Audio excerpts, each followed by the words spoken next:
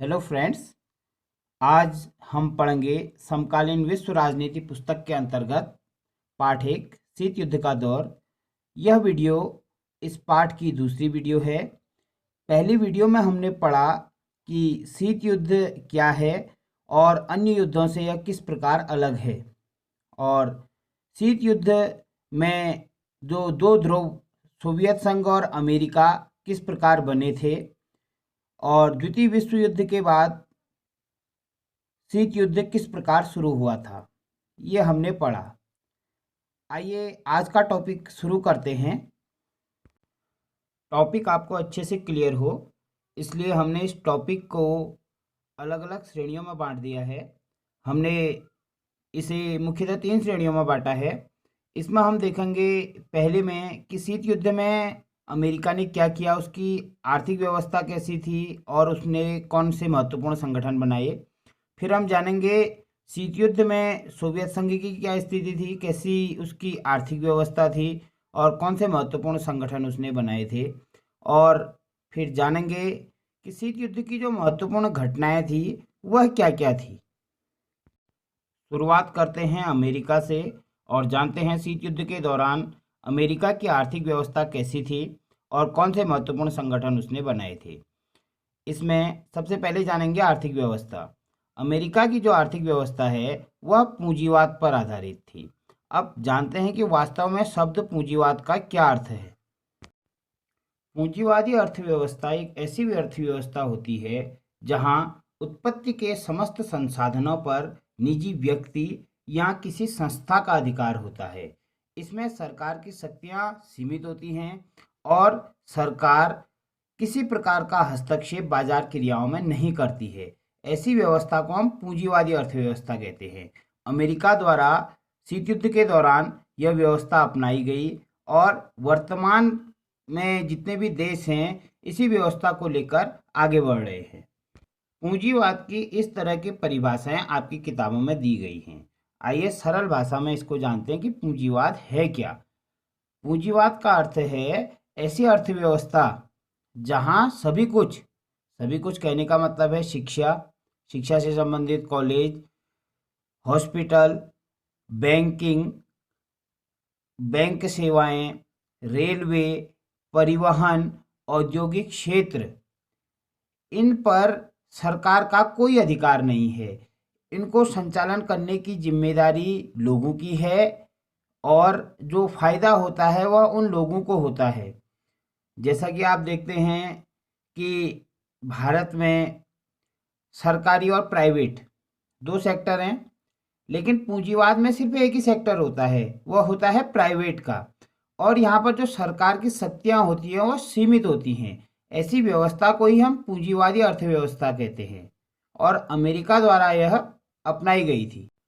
दूसरा हम जानेंगे कि अमेरिका द्वारा शीत युद्ध के दौरान कौन से महत्वपूर्ण संगठन बनाए गए थे। अमेरिका द्वारा तीन महत्वपूर्ण संगठन बनाए गए थे। पहला है नाटो, दूसरा है सीटो और तीसरा है सेंटो। आइए अब जानते हैं विस्तार से इन तीनों के बारे में और वास्तव में अमेरिका ने क्यों बनाए, इसके पीछे का कारण भी हम जानेंगे। आइए सबसे पहले बात करते हैं नाटो की। जो नाटो है इसका पूरा नाम उत्तरी अटलांटिक संधि संगठन है। इसका गठन 1949 में अमेरिका द्वारा किया गया था और इसमें कुल 12 सदस्य देश थे, जिसमें मुख्य रूप से फ्रांस, ब्रिटेन, स्पेन और पुर्तगाल आदि देश थे।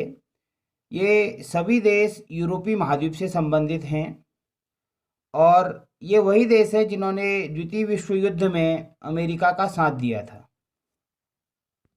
अमेरिका द्वारा एशिया में अपनी स्थिति को मजबूत बनाने के लिए उसने यहाँ दो महत्वपूर्ण संगठन बनाए थे।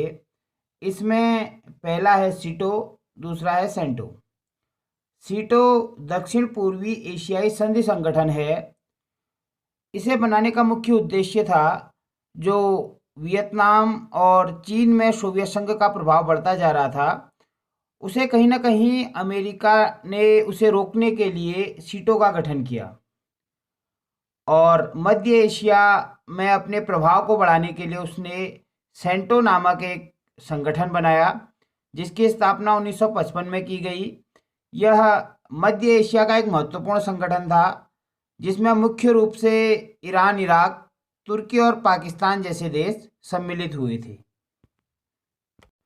तो अभी तक हमने जाना कि अमेरिका की आर्थिक व्यवस्था कैसी थी और कौन कौन से महत्वपूर्ण संगठन शीत युद्ध के दौरान उसने बनाए थे।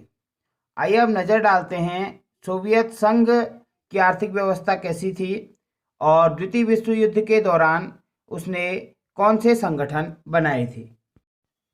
शीत युद्ध के दौरान सोवियत संघ ने समाजवादी व्यवस्था को अपनाया। समाजवादी या साम्यवादी अर्थव्यवस्था क्या होती है इसे समझते हैं। जो साम्यवादी अर्थव्यवस्था है वहाँ उत्पत्ति के जो समस्त संसाधन हैं उस पर सरकार का स्वामित्व होता है, अर्थात जो भी आर्थिक क्रियाएं होती हैं, चाहे वह उपभोग हो, विनिमय हो, वितरण हो, चाहे अंतर्राष्ट्रीय व्यापार हो, इससे संबंधित जो समस्त शक्तियां हैं वो सरकार में निहित रहती हैं। अर्थात हम कह सकते हैं कि जो सरकार होती है वही राज्य की समस्त आर्थिक क्रियाओं का संचालन करती है।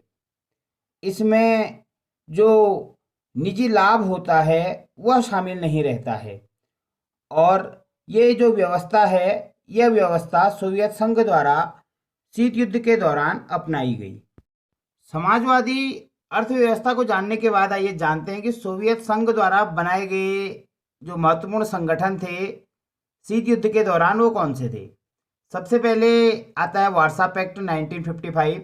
दूसरा आता है एशिया में जो सोवियत संघ का प्रभाव था वो कैसा था। एक के बाद एक इसका अध्ययन करेंगे। पहले देखते हैं वार्सा पैक्ट। पहले जानते हैं वार्सा पैक्ट। जो वार्सा पैक्ट है वह 1955 में पूर्वी यूरोप के जो समस्त देश हैं उसमें मुख्यतः पोलैंड, जर्मनी, हंगरी, रोमानिया आदि जो देश हैं जिन्होंने सोवियत संघ के नेतृत्व में एक बैठक का आयोजन किया था उसे हम वार्सा पैक्ट कहते हैं। और यह संगठन इसलिए बनाया गया था क्योंकि जो नाटो का प्रभाव था, अमेरिका द्वारा जो नाटो संगठन बनाया गया था उसका जो प्रभाव था वो बढ़ता जा रहा था। इसलिए इन यूरोपीय देशों ने आपस में मिलकर एक मीटिंग की और एक संधि पत्र बनाया। इसी को हम वार्सा पैक्ट कहते हैं।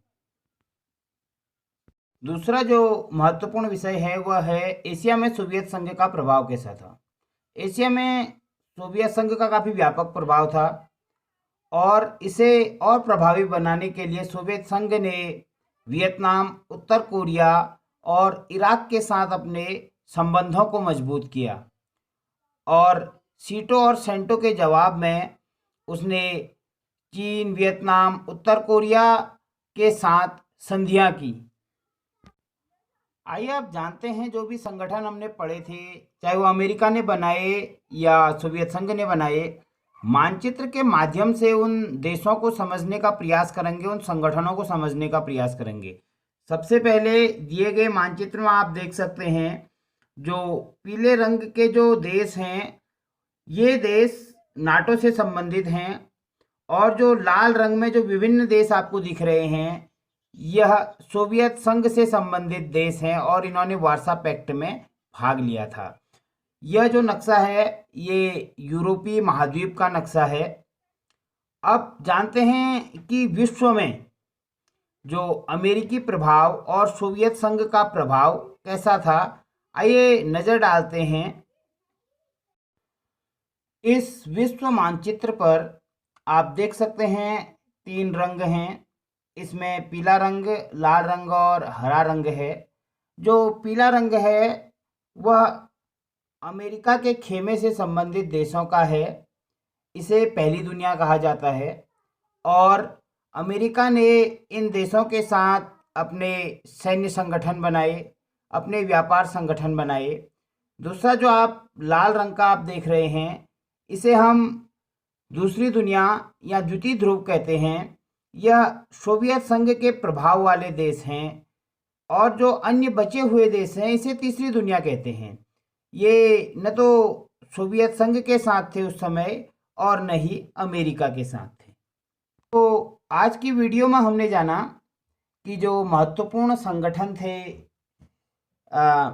उनके बारे में अगली वीडियो में हम चर्चा करेंगे कि जो तीसरी दुनिया से संबंधित देश थे इनकी क्या भूमिका थी और भारत जो शीत युद्ध में जो उभर के आया उसने किस प्रकार की नीतियां अमेरिका और सोवियत संघ के लिए अपनाई, इसे हम अगले वीडियो में जानेंगे। धन्यवाद।